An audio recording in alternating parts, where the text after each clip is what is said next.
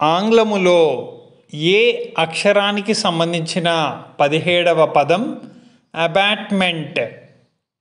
అబాట్మెంట్ ఇందుకు 6 రకాల అర్థాలు ఉన్నాయి. 1 తగ్గుదల అంటే ఇంగ్లీష్లో డిక్రీజ్. మరొకసారి విందాం. తగ్గుదల అంటే ఇంగ్లీషులో డిక్రీజ్. 2 ఆపుదల అంటే ఇంగ్లీషులో ప్రివెన్షన్. మరొకసారి విందాం.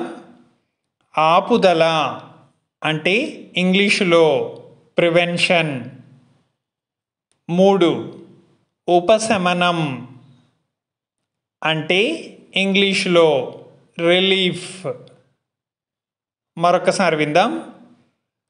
ఉపశమనం అంటే ఇంగ్లీషులో రిలీఫ్. 4 స్తంభన అంటే ఇంగ్లీషులో స్టాగ్నేషన్.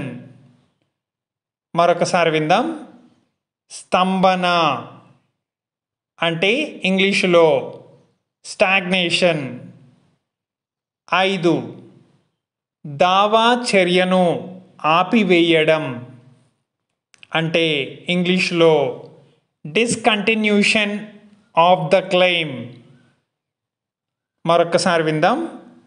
దావా చర్యను ఆపివేయడం అంటే ఇంగ్లీషులో డిస్కంటిన్యూషన్ ఆఫ్ ద క్లెయిమ్.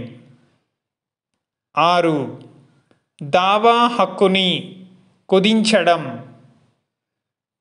అంటే ఇంగ్లీషులో reduction of the right of claim.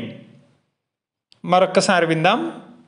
దావా హక్కుని కుదించడం అంటే ఇంగ్లీషులో reduction of the right of claim.